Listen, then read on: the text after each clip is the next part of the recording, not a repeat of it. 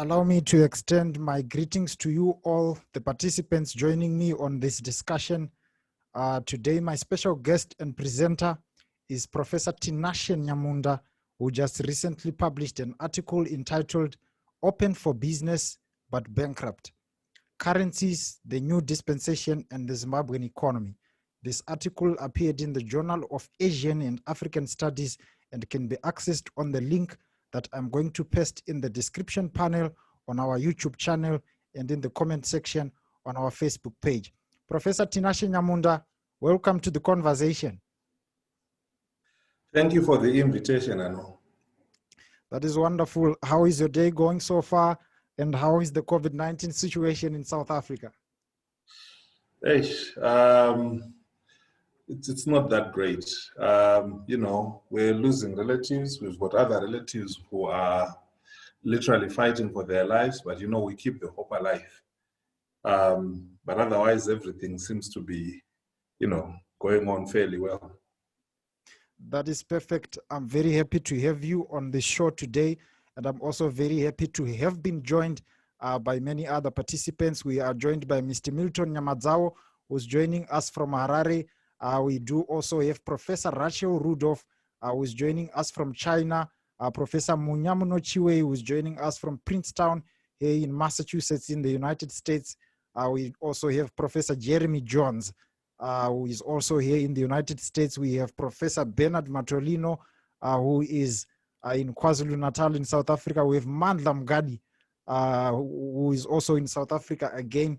And I can see we also have Teverai Muguti.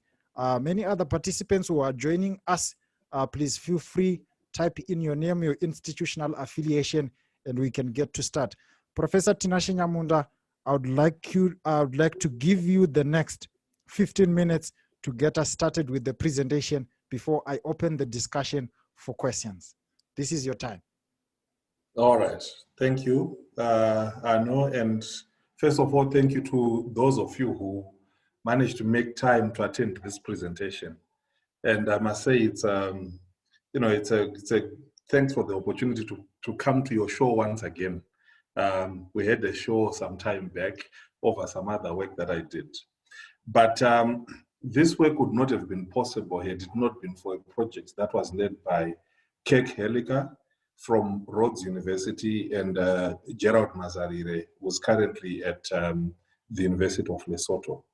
So they put together a number of scholars, focusing on the topic of the recent coup, not a coup. Sometimes it's difficult to call it a coup, but you then remember that it really was a coup. All of that is now showing now.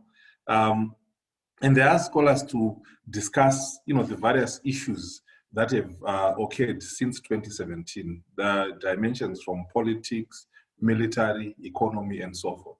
So I was invited to discuss the economic aspects that resulted in the publication of this particular article that you're looking at. But the key issue in my specific article was looking at, the economic policy of the Mnangagwa government versus that of the Mugabe government. As the title of the article demonstrates, it's interrogating to what extent the Mnangagwa government is a new dispensation, right? And it is looking particularly at issues to do with economic policy. When Mnangagwa came in, the foreign minister who recently died from COVID-19 in Zimbabwe announced during the coup that they were targeting criminals around the president. In that message were strong ideas about how these criminals were either corrupt or had stifled the development of Zimbabwe, up to the point that the coup occurred. And when Mnangagwa came in, as many of you would be aware, there was a lot of goodwill.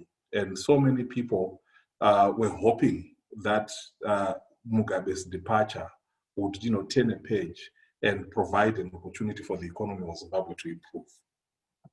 But of course, there were those that were critical, cautiously optimistic, let me say, and they cautioned that Mnangagwa had a mountain to climb. He was facing numerous challenges, that he needed to confront before he could realize all of the promises that he made. So at his inaugural speech and numerous others after that, he promised that he would assemble a cabinet that would turn Zimbabwe into a middle-income economy by 2030. And to do this, he wanted to reach out, right? That's when he announced that Zimbabwe was open for business, and his cabinet would then engage the international community in trying to attract investment, create a path for the payment of debt, and therefore trigger economic development. So my article picks up the story from that particular point, but it also tries to connect the previous dispensation to the new one in trying to determine to what extent these economic policies, departed from the previous ones of the Mugabe regime. Now, from my other work, I argue that when the Mugabe government came into power in 1980, they came with a similar kind of message for that particular period. It was a shift from one regime, the colonial Smith regime, to another, and discourses of engagement were used by not just the Mugabe regime, but the cabinet ministers such as Bernard Chidzero and the others who were managing the finance portfolio. And in order to manage the Zimbabwean economy, they also reached out to international financial institutions. In so doing, they tried to secure debt. And initially in the 80s, the Mugabe government resisted, particularly because of the strings that were attached. But ultimately, they accepted this debt, resulting in the structural adjustment program that was imposed on the country in the 1990s. That was they couldn't get this debt without these particular measures being implemented. Now, fast forward to 2017. Following Mnangagwa's ascension to power, he brought in people such as Ngube and, of course, kept the previous Reserve Bank governor.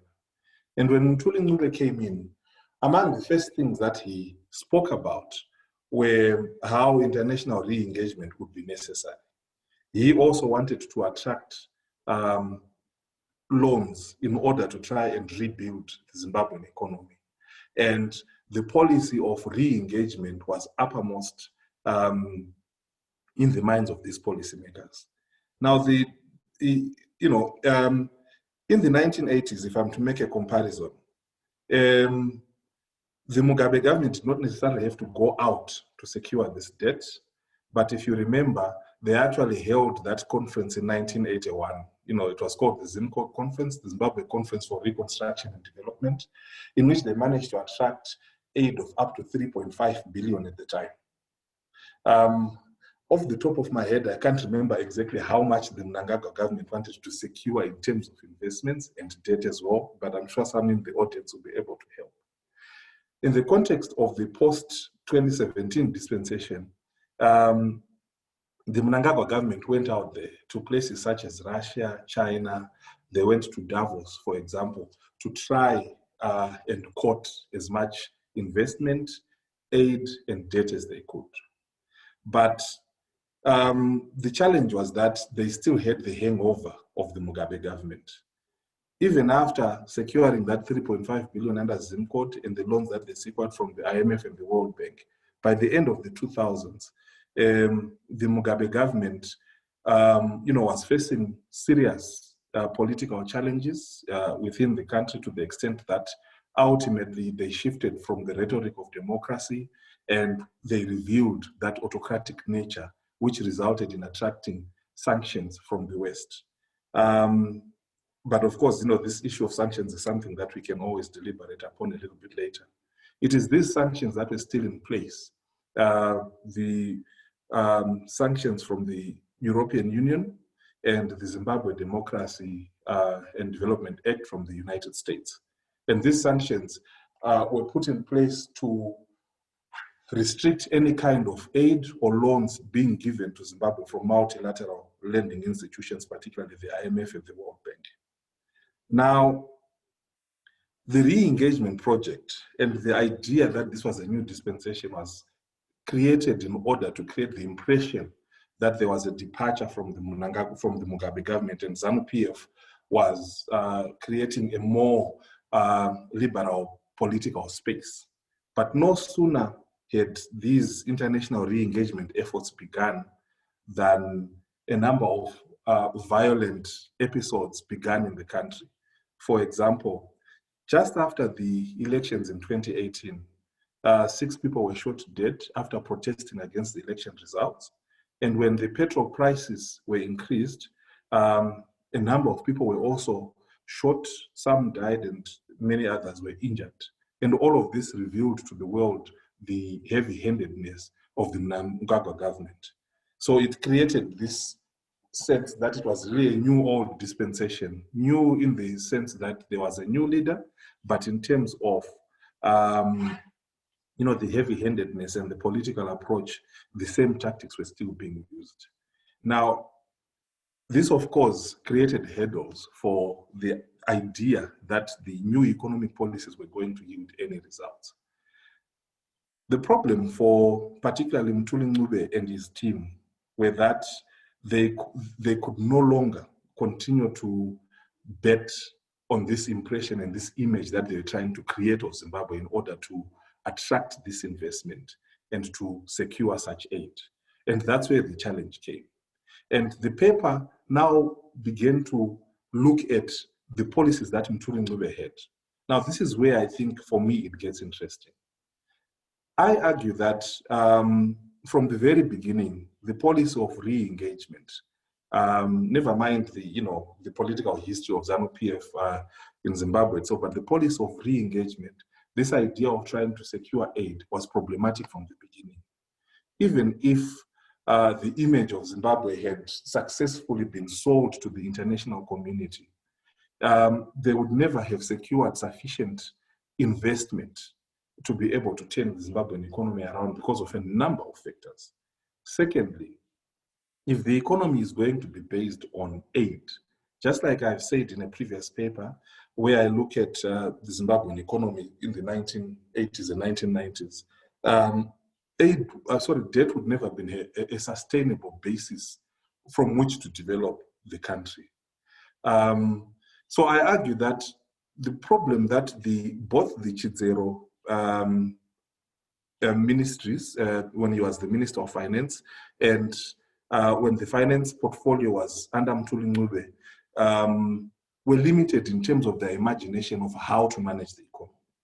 And I argue this for a number of reasons. In the context of Chidzero, what his policies effectively meant were that if they were going to re-engage the economy, the structure of the economy was going to remain the same. You have to remember that this was an economy based on limited access to the mainstream economy for the majority of the African population. So the major beneficiaries tended to be the less than 3% of the white population and that foreign investment that we had in the country. So in this context, re-engagement without looking at the structure of the economy was always going to be problematic. In the end, what we ended up having was a situation whereby the 3.5 billion ended up being spent on such issues as subsidizing transport, subsidizing schooling, subsidizing health, without any major changes in terms of the conditions of the Africans within the country.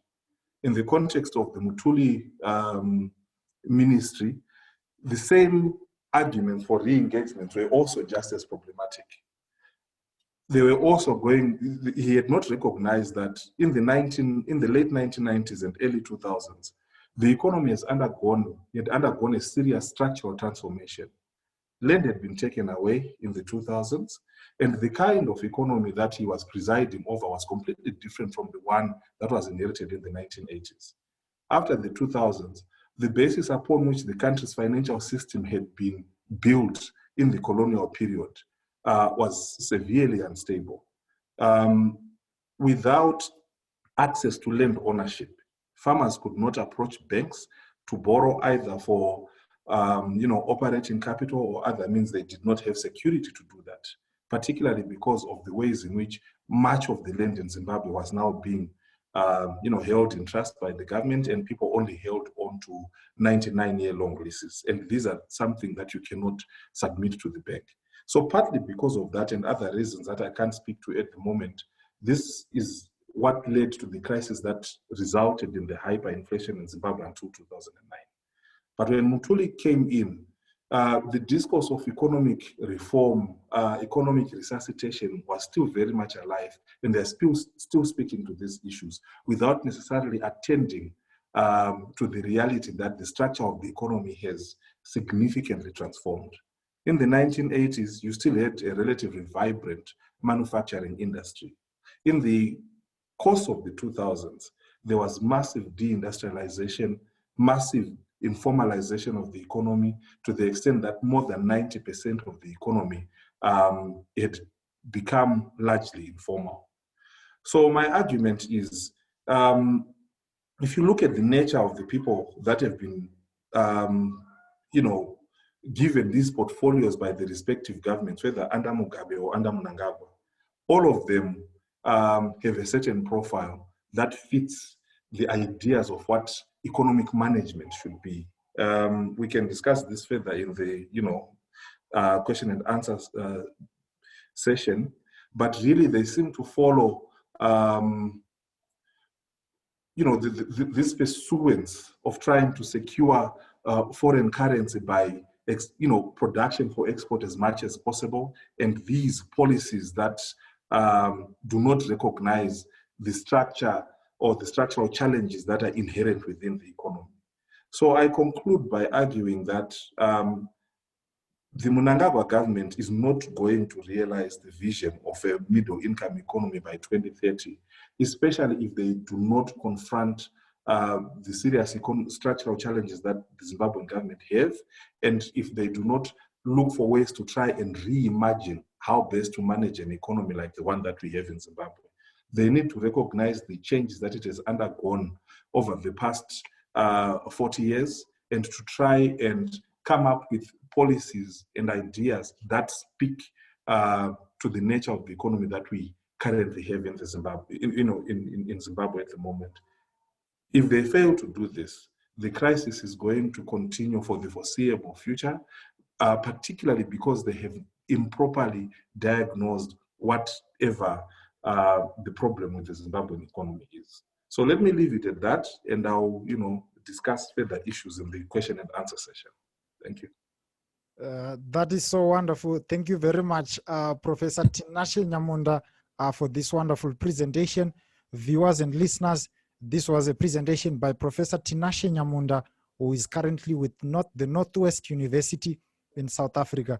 His article entitled "Open for Business but Bankrupt Currencies, the New Dispensation and the Zimbabwean Economy" can be accessed on the Journal of Asian and African Studies. I've also pasted a link right in the description panel on our YouTube page and on our Facebook page as well, so that you can access it. Share your thoughts in the comment sections as I now open the floor for questions and answers. My dear participants, please just indicate by raising your hand or by showing an emoji of a hand that is raised, so that I can invite you to ask questions directed.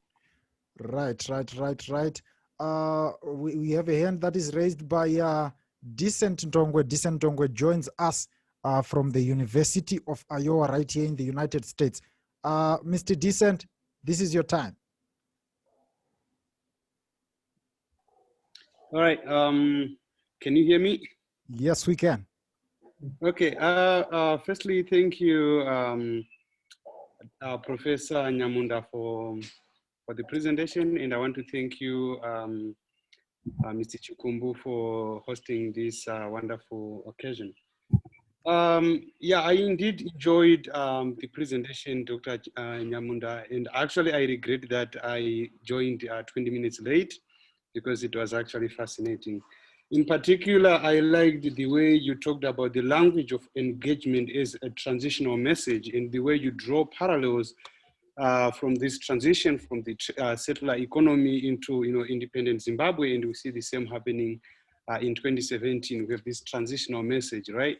that is presented as an engagement. So my question today is, because I saw you did well in establishing those, those similarities in what happened back in the 1980s and what happened in 2017. And I was wondering, what kind of differences do you see in terms of the transition 1980, in the sense that, the transition 1980 is a transition from without, right? We have a minority settler government, which was isolated, which was under UN sanction. Then we have the Mugabe regime that is coming in, and that is using the transitional message that you were talking about, right? This language of engagement. But this is a change from without, right? Because I'm saying without from the sense that I'm taking the white minority government as exclusive, right? Which was not inclusive of the black majority. But then in 2017, we have change within. We have a transition from within, where we have Mugabe. Where we have Emerson Mnangagwa, who is actually part and parcel of this disengagement process in the first place. It was very much part of the process that disengaged Zimbabwe from the international community. And now he's taking over, and he is using the same transitional message of engagement that you were talking about. So I was wondering whether they are differences, or if there's something that you might want to comment on that particular difference in terms of the transition that we see 1980 and 2017. Professor Tinashe Nyamunda, just before you get to answer, I would like to know if you can take maybe 2 questions or 3, and then we can move to the second set of questions, or you can respond to these individually. That's okay. Okay. I wish I'd remember to bring my pen, but I'm sure. Oh, that is okay. That is okay. So you will help me if I forget anything. Sure thing. And because the participants are here, they can remind us on what we need to be speaking about. So now let me take another question from Professor Munya Munochiwe. This is your turn. If you can turn on your microphone, I can hear you. Sorry about that. Sorry about that, Anna. Sorry about that. No worries. Anyway, nice to see you again, Tinashe. Yeah, nice to see you. Yeah, of course. Anyway, my question is very sort of simple. I mean, of course, I think you are sort of thinking about this aspect of Zimbabwe's re-engagement, right? I mean, sort of economically, globally, after the the coup. My thought is that perhaps, I mean, we have seen perhaps in Africa, of course, I mean, how international goodwill, if you think about it, can jumpstart economic development, even after dire political or human catastrophes. I mean, just think about the economic turnaround in Rwanda, right? I mean, after the genocide in 1994, I mean, international investment and global goodwill made it possible for the Kagame regime to build a robust economy. Well, not yet middle income, but one of the most productive economies. And this is despite the fact that, politically speaking, if you think about it, I mean, Kagame was never a Democrat, right? And seems to be, in fact, digging in terms of authoritarianism.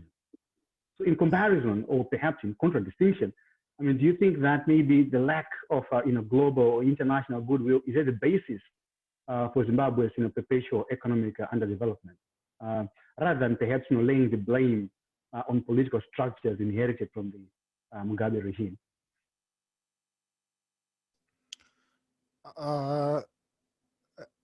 I think you can now answer the questions, Mr. Nyamunda. I think you can now take the questions, and then we are going to take another set of questions from our participants. This is your turn. All right. Well, thank you. I think the answer to Decent's question about the 2 transitions. First of all, I think there are many similarities in terms of colonial and post-colonial politics, at least from what I've experienced. You have to remember that, let's just take the Smith in-house coup, if you will, where they, with the vote of no confidence for Winston Field, allowing Ian Smith to come in and then unilaterally declare independence in 1964. Remember, Winston Field had led the Rhodesian Front from 62 to 64. It may not exactly be the same thing between, Mnangagwa and Mugabe, but you do see similar kinds of elements. The transition in the 1980s, I think, was necessitated by that liberation struggle. It was a violent takeover because they needed, the nationalist movements. Let me not just talk about ZANU-PF. Needed to push out the colonial regime that was trying to hang on for as long as possible. So I think in the 2017 coup, you see similar kinds of issues. You see internal factional politics occurring within ZANU-PF, and it's really a struggle for power. But I think Mnangagwa needed to maneuver his takeover in a very calculated way. It needed to appear like a bloodless coup. They needed to appear as though they were not condemning Mugabe to the kinds of coups that we're used to in African history. And they needed to appear like they were protecting him so that the coup could easily be sold to other African leaders and elsewhere as well. This is why this so-called not a coup discourse, initially emerged. So a coup from without and a coup, a transition from without and a transition from within. I still think this was prompted by, the kind of political pressures that were, occurring at those particular moments within the context of the struggle for independence. You have to remember that Africans had been at the periphery of the economy, and they supported, those who supported the liberation struggle supported it particularly because they wanted to be brought into the mainstream. In the context of the 2017 coup, a lot of people had, begun supporting the opposition, but because of the promise that this transition was going to bring, you notice that on the eve of the coup itself, a lot of people were also supporting the Mnangagwa regime, particularly because they were hoping for these economic changes that would bring this so-called economic resuscitation on the Zimbabwean economy. I don't know if that's a decent enough response to your question, but I think it will lead me to the question by Munya about international goodwill and economic development. To be honest, my assessment of the Rwanda economy is that it benefited a lot from a lot of aid. I mean, over 700,000 people were killed in the genocide in the 1990s. And I think many countries felt ashamed and responsible for allowing this to happen. And for this reason, their approach to Rwanda was certainly different.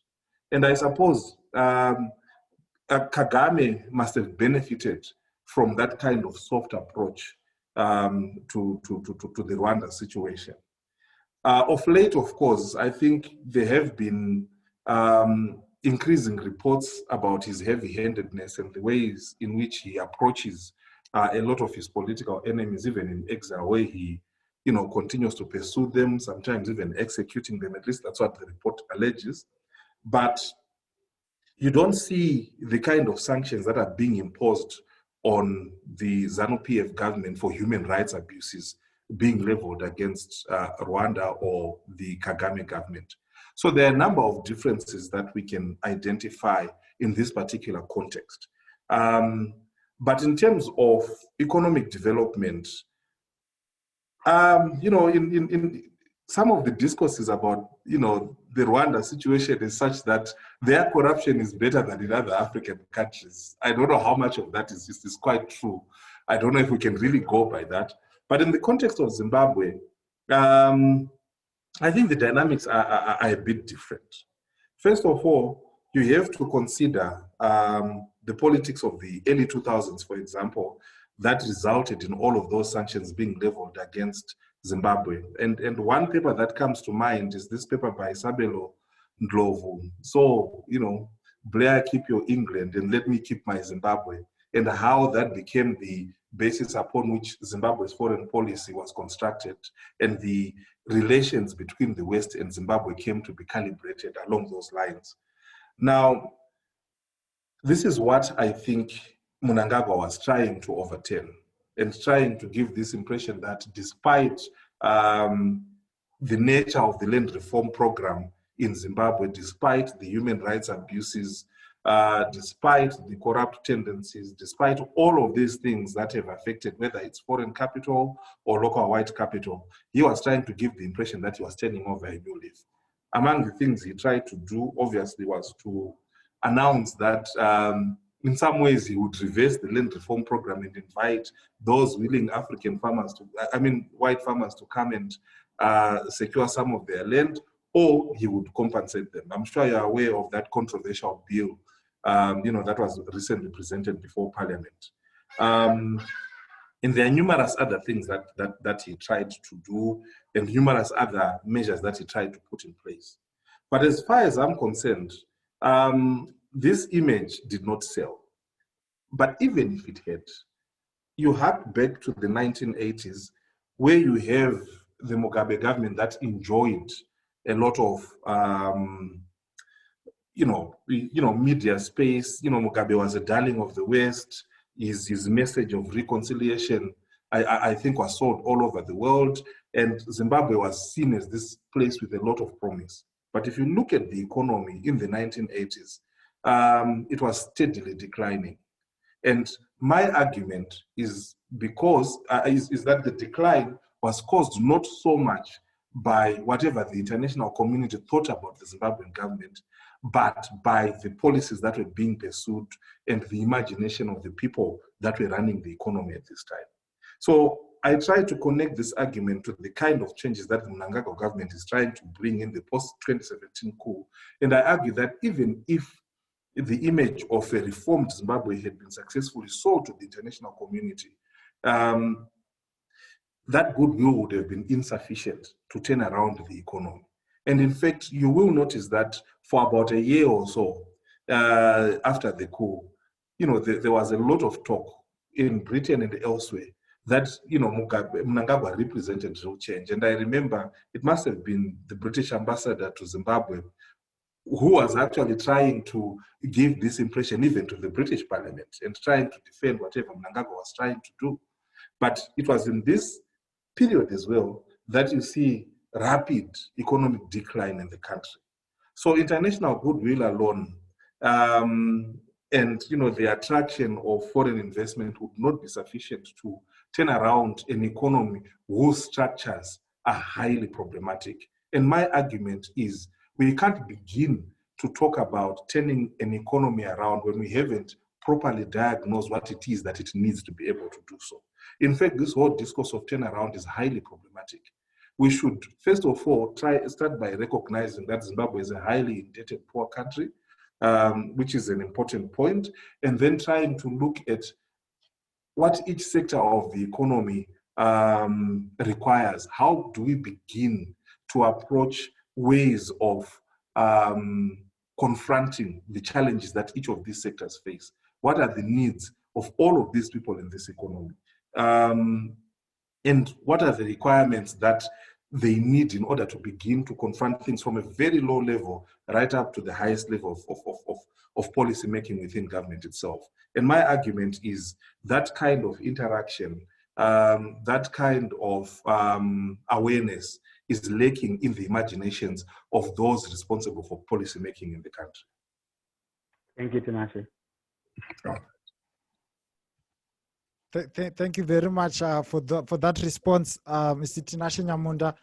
Thank you very much for those questions from Professor Munyamuno Chiwe and as well from Decent Ndongwe. Thank you very much for that. I'm now going to take another question from Professor Jeremy Jones. This is your time.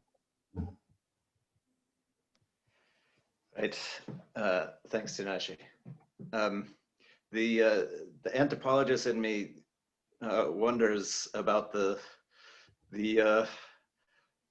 long-standing rhetorical opposition between technocrats and what we might call amadoda sibili. I'm not sure it's more than a rhetorical opposition. It's certainly a prominent one, but you can't look at somebody like Gono and say he wasn't a technocrat. Gono was a technocrat too. I think it's a political opposition, which is really interesting. I'm not sure it's a descriptive one in terms of policy.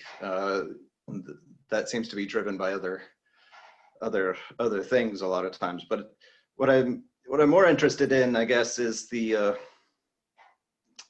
prospect of an economy in Zimbabwe built on local Black capital, and whether that's such a thing. Certainly, the re-engagement program of Mnangagwa administration has been kind of directed externally. It has, at least again rhetorically, it's been about how to re-engage with the global economy. But I wonder if, the part of what needs to be thought about is the pretty large amount of real or potential local capital that are circulating, and in a lot of cases being externalized. I think that's the other issue here. I mean, the external engagement, of course, the U.S.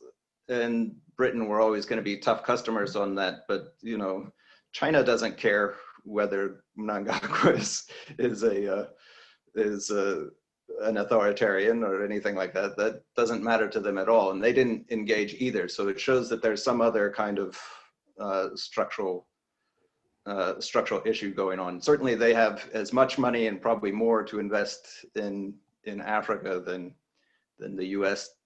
Is interested in investing at this point. So, so yeah, I guess it comes down. I could frame it this way.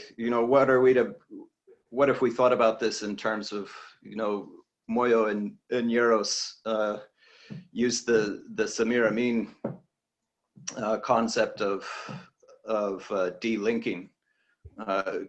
Can a Zimbabwean economy be delinked and sort of built up around local Black capital as opposed to white capital? Is that possible? Before you get to respond, Mr. Tinashe Nyamunda, let me just take one question from Professor Bernard Matolino. I just saw your hand just now. This is your time. Thank you very much. Thanks for the lovely presentation. Here's my question. It's a bit of a comment and then a question at the end, so you can just what you think, or if you think nothing of it, it's okay as well. So you see, I see most of us are Zimbabweans here, and I also see that we are mostly of that age where we grew up under the rule of Robert Mugabe, and I think the memories that we have of that man is how dominant he was and how much he exuded negative energy on the whole country and probably beyond. One of the things that I remember about Robert Mugabe are his speeches threatening real and perceived enemies, telling judges to be apologetic to him because he had appointed them, running journalists out of town, beating up university students. I mean, of course, he didn't do all those things. Asking his Minister of Finance if he had ever heard of a country that went broke, which to me sounded like a highly literate question. I mean, but this was a highly degreed man who also took pride in having degrees of violence. So my memory of Mugabe is one, a man who was all-encompassing, but a man who had highly negative energy and a very negative effect on his country. But I also recognize one thing, which I don't think many people want to share that view with me. Mugabe became an institution, right? He became the political, social, economic institution of Zimbabwe in one man, literally. And he also became a director of everything that was happening in Zimbabwe. And because of his destructive powers, the only institution that we've ever had in Zimbabwe is Mugabe. And the institution that the guys who were involved in what we now don't know what to call, whether it was a coup or not a coup, they were not dealing with anything but the institutionalization of Mugabe and the attempt by this institution called Mugabe to succeed itself. So that's my view generally. Now here's my question. If that view is correct, you may say it's not correct. If that view is correct, don't you think that we need a kind of a strategy to deal with the ghost of this institution of Mugabe? Because institutions really linger long enough or longer than when the actors have left the stage. So it doesn't matter whoever the actor is who comes along. There will always be that Mugabeism lingering around. And I always wonder, what kind of strategy do we really need in Zimbabwe? Because I do think deep down in his heart, Emerson Mnangagwa wanted to be different from Mugabe. I do think so. And I think even up to this day, if you were to ask him what kind of legacy does he want to leave, he wants to leave a positive and a different legacy from Mugabe. But the fact that he can't do it shows you that Mugabe has institutionalized certain things. Like right now, those of us who live in South Africa, we are afraid to drive cars with South African registration numbers into Zimbabwe. Why? Because the police have been institutionalized like Mugabe wanted them to just ask for bribery openly, not even to hide it, just to tell you straight off, I couldn't find anything wrong with your car or with your driving, but you just have to pay something. And when you get there, you know, as they say, the fish rots from the head. I just ate the tail of the fish in terms of rotting. But it was the Mugabeism, the institutionalization, and it's quite terrible. I don't know how to deal with that. Despite all the good efforts and the good-naturedness of Zimbabweans that they're reputed to have universally, we just can't deal with this one single man and the heritage he left us. Thank you.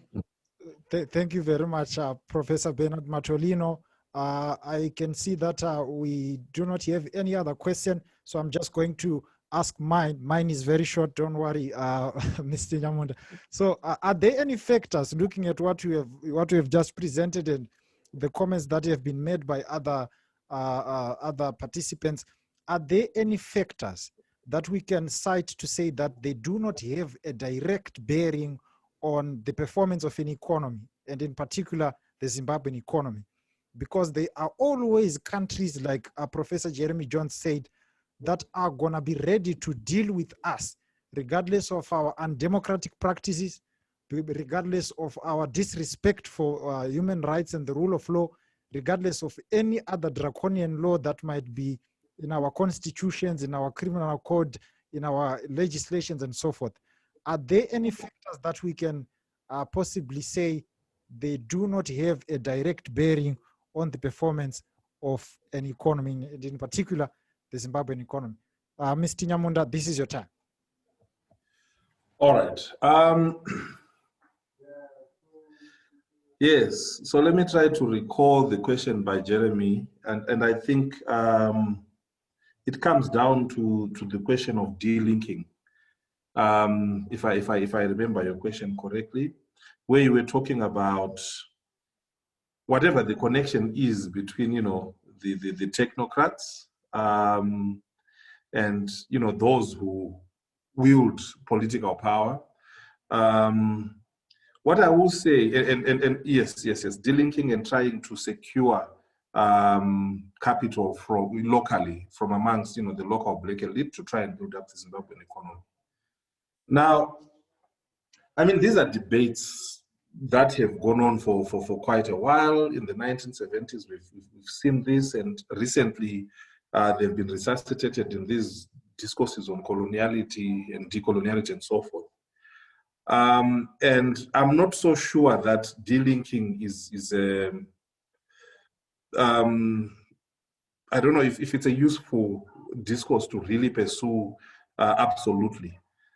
my suggestion, my thinking is that, of course, there's all sorts of opportunities to utilize local black capital to try and build up the Zimbabwean economy, but this has to be measured.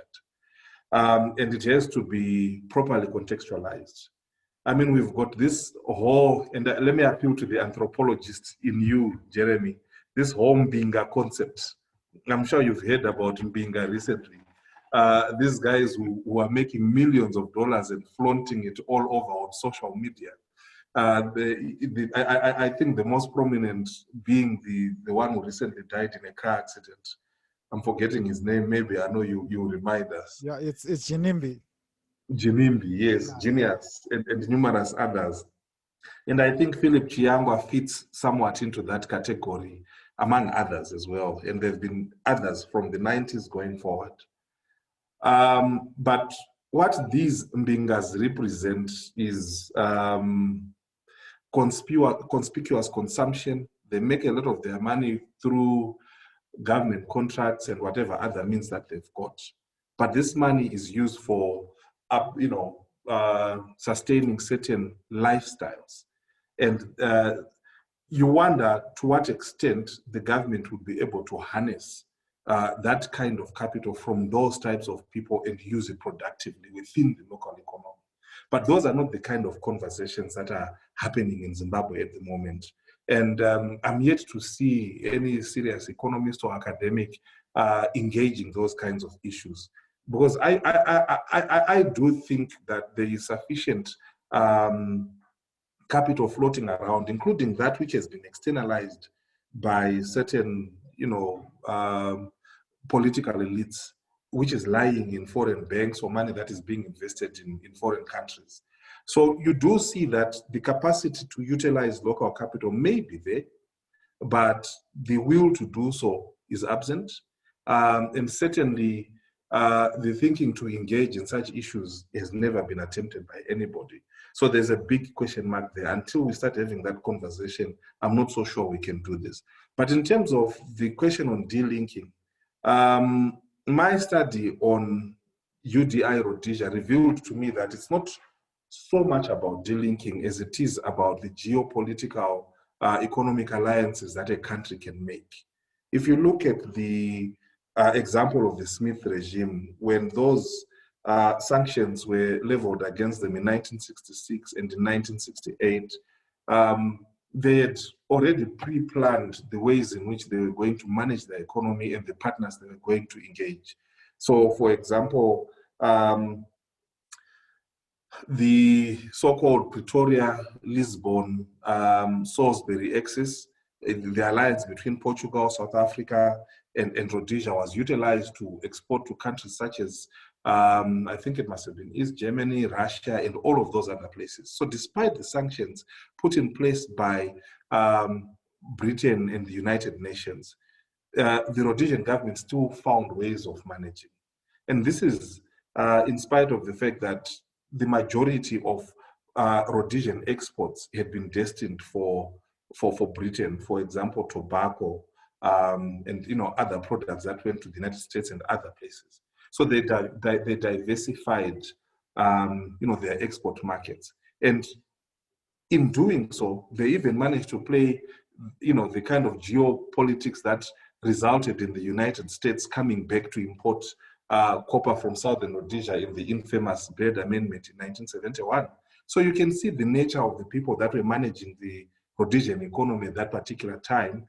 I mean, I'm not necessarily praising the colonial regime. They were certainly trying to fight for the survival of white supremacy. But the point is, you can pluck a leaf from the ways in which they tried to sustain the Rhodesian economy, to the extent that that period of the UDI became the period in which the Zimbabwean economy was the most productive in colonial and post-colonial history.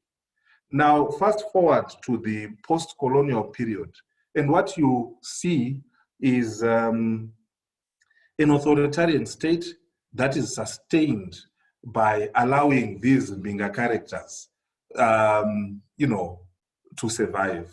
And in that context, there was no regard and no thought put into how to manage those geopolitics of economic survival. And the kind of policies that I saw, for example, the Look East policy, was not very well thought out. So the Mugabe regime, and indeed the Mnangagwa regime, has not put that kind of thought into thinking about how best to manage the geopolitics of economic survival, whether regionally or internationally, in the way that the Smith regime did. However, I don't know if this speaks, this is something that is worth pursuing. I don't know if this speaks to utilizing chaos. I certainly don't want to speak to that Chabal and Dallo's argument of, you know, chaos as a political strategy. But one wonders whether sustaining a crisis is not a way for the political elites to continue accumulating. And in that context, whether really their intention is to turn around the Zimbabwean economy for the benefit of the majority of the people. I suppose what I'm answering is to say that delinking, for me, you can't delink absolutely. I don't think it's a sufficient enough strategy to pursue. You have to properly nuance, you know, the kind of strategy, to think about the ways in which you can manage those kinds of policies. Now, that will lead me, I hope, to the question that was raised by Professor Matolino, where he's asking about dealing with the Mugabe institutions, right? The Mugabeism, and whether Mnangagwa wants to be different from Mugabe or not. I think, taking from what I've just said in response to Jeremy's question, I'm not so sure Mnangagwa wants to be different. For me, the coup was brought about by a need for political survival, a need to protect one faction's interests in the whole political spectrum in Zimbabwe. Mnangagwa was part of the Mugabe regime from the 1980s right up until he was fired by Robert Mugabe in 2017.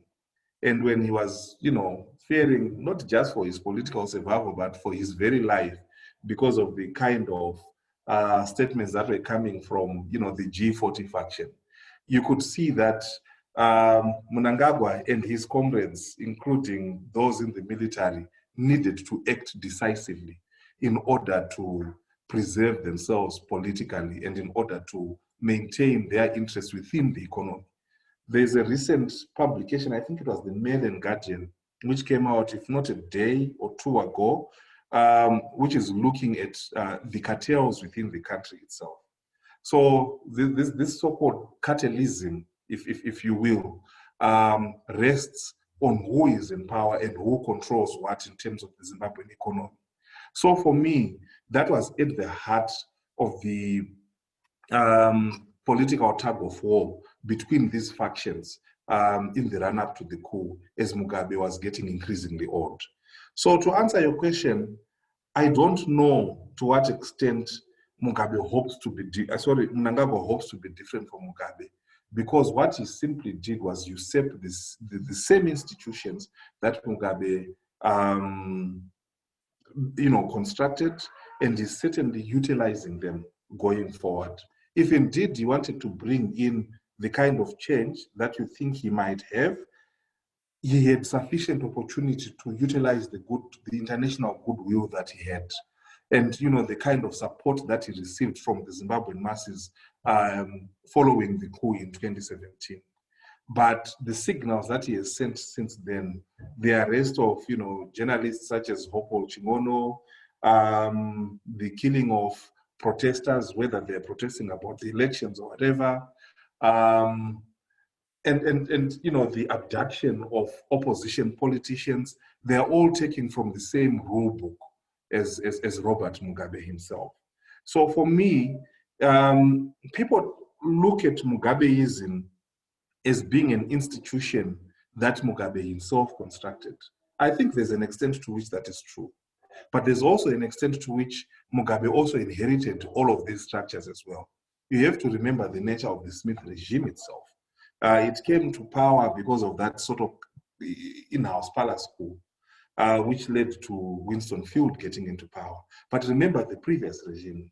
How did Winston, Garfield Todd, lose power to David Whitehead in 1958? It was something similar.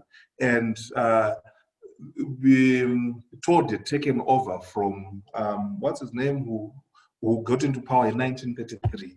And, he was Godfrey Huggins. Godfrey Huggins was in power between 1933 and 1951, and he only allowed Todd to come into power because he himself had become the prime minister of the entire family.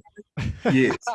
So there's a whole history, of this kind of politics playing out in Zimbabwean political history. And to me, it is no surprise, at least to me, having looked at that history, that Mugabe pursued and utilized those similar institutions to remain in power as well. The reason Smith retained power was particularly because he utilized certain kinds of institutions, which even though some of them were changed at independence, a number of them, this military security complex remains in place to this day. Now, the question about the factors, you were asking about other countries wanting to deal with Zimbabwe despite all of the things that we're talking about just now. I think it harks back to the comments I've just been making about the nature of the Zimbabwean economy and those who are running it. If a country is being run by cartels, I hope I'm not going off on a tangent with this cartel business. But in terms of the people running the economy, they are being controlled by this political elite that wants things directed in a certain way. And the kinds of discourses, political discourses that they use, I have argued that they are not productive, particularly because they are not imaginative enough. They are informed by these very economistic approaches, this so-called national income accounting framework, whereby the pursuit is simply to access as many US dollars as you can without looking at the fissures and the different structures in the Zimbabwean economy and what it is they mean in terms of triggering economic development in the country. They seem to be blinkered in terms of how they approach the economy.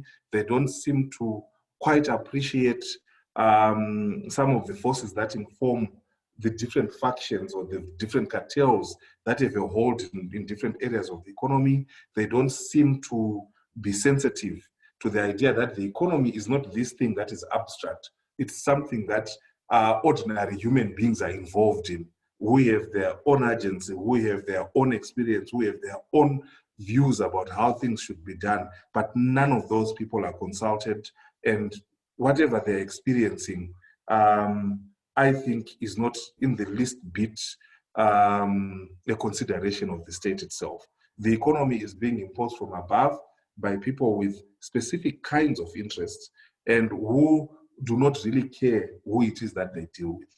Now, even if countries like China or Russia were to deal with Zimbabwe, we all fully understand the nature of the relationship that could be created there. Just a good example is the experiences of Chinese and Russian investments in diamond mining, for instance, in Chiadzwa. There are numerous reports, whether it's about human rights violations, whether it's about diamonds being externalized without the government knowing what's coming out of there. There are studies yet to be made about platinum mining, for example, where raw ore is exported from the country. And we all know platinum ore has up to 18 different minerals in there, but it is exported raw and it is processed in South Africa and elsewhere. That is a major concern. Lithium mining in I think it's in, no, not Chegutu, in Bikita, for instance. Nobody knows what's going on there. And yet, if you look at the cost of lithium on the international market at the moment, that could have been a reprieve for the country. If you go into the Midlands, the gold mining industry is being controlled by Makorokoza, these artisanal, small-scale miners who are very unregulated and in many instances who are being viewed as a law unto themselves because of the kind of activities they are involved in whenever they get into these towns.